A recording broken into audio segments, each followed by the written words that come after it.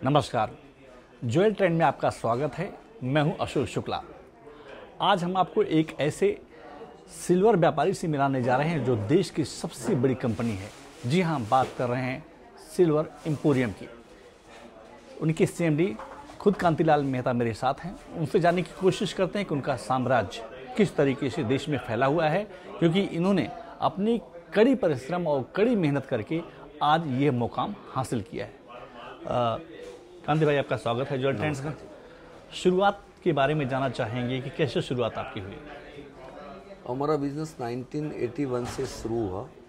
तब हमारी कंपनी चलती थी मेहता सिल्वर हाउस, जो हमारा जॉइंट वेंचर था मेरे फूफा जी के साथ में। और 91 के अंदर हमारा ये सिल्वर एम्पोरियम ब्रांड चालू हुआ।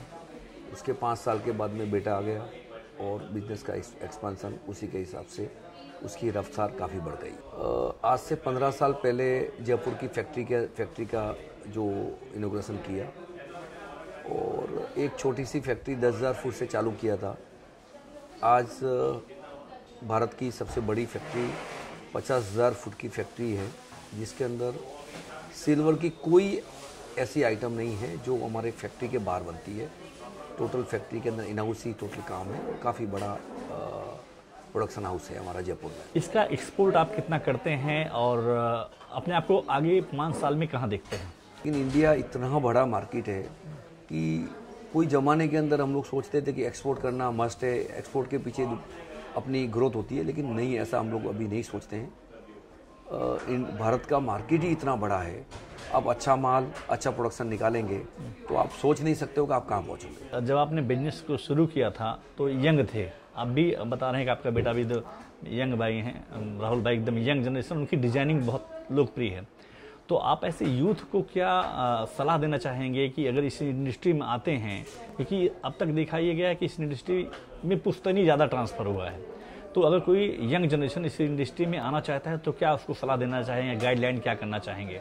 पहले तो मैं अभी भी यंग हूँ, आपको बता दूँ मैं मेरा बेटा भले ही 40 साल का, 39 ईयर का हो गया है, लेकिन मैं आज भी उतना ही एक्टिव हूँ जितना पहले था।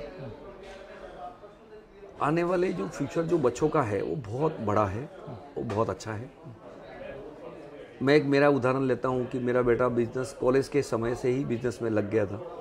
जब कॉलेज HR कॉलेज में जाता था तभी वो बिजनेस में रोज़ का 2 घंटा 3 घंटा आता था, और आज की डेट में मेरा 80% बिजनेस उसके हाथ में आ गया है। तो इससे बढ़िया और इससे अच्छी ग्रोथ क्या हो सकती है। बेटे ने आने के बाद में मेरा बिजनेस, मैं सोचता हूँ, वहाँ से 5 to 10 टाइम्स कर दिया है।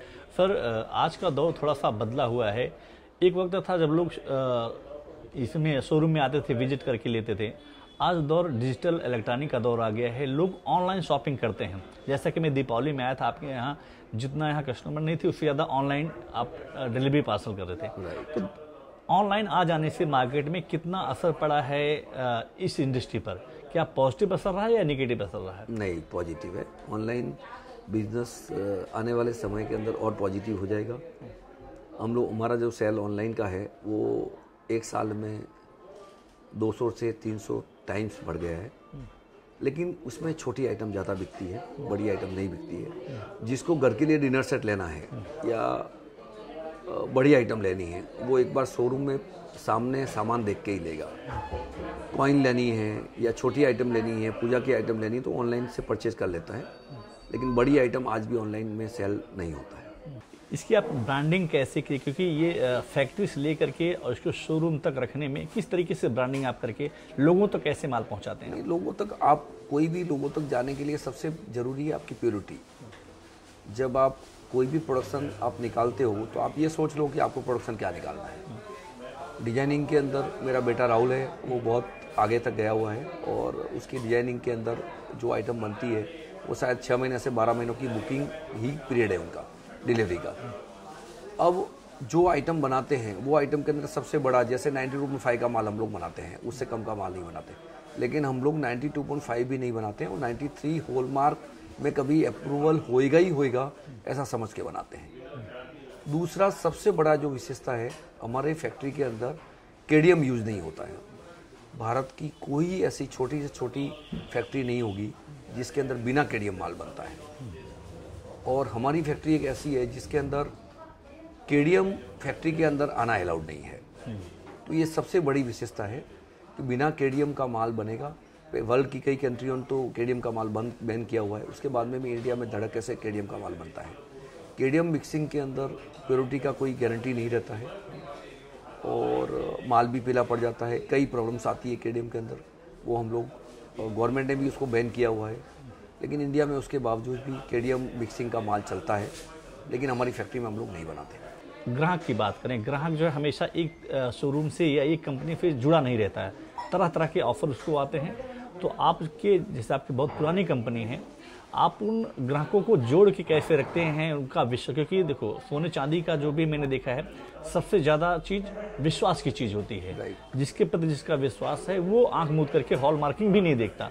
तो आप ऐसे कस्टमरों को कैसे बना के रखते हैं? नहीं, देखो सबसे बड़ा आपने बोला ना विश्वास, तो विश्वास ही टिका हुआ है। कस्टमर का हमारे ऊपर विश्वास है और उसी के ऊपर बिजनेस चल रहा है। हम लोग कभी ऑफर आज दिन तक 1981 से 40 साल हो गए हैं, कभी हम लोगों ने ऑफर से माल नहीं बेचा, या कभी कोई ऑफर, दिवाली ऑफर या ऐसे कोई फेस्टिवल ऑफर कभी नहीं निकाली। लेकिन कस्टमरों का हमारे ऊपर विश्वास है और उसी विश्वास के बल के ऊपर हमारा बिजनेस दिनों दिन बढ़ रहा है, कोई कमी नहीं है बिजनेस में। तो ये थे सिल्वर एम्पोरियम के CMD कांति भाई मेहता, जो देश के जाने माने सिल्वर व्यापारी हैं। और इनकी अगर फैक्ट्री की बात करें तो जयपुर में इनकी बहुत बड़ी फैक्ट्री है, जो थाली फिली के ग्लास, मूर्ति, मतलब ऐसा कोई आइटम नहीं है जो इनकी फैक्ट्री में ना बनता हो।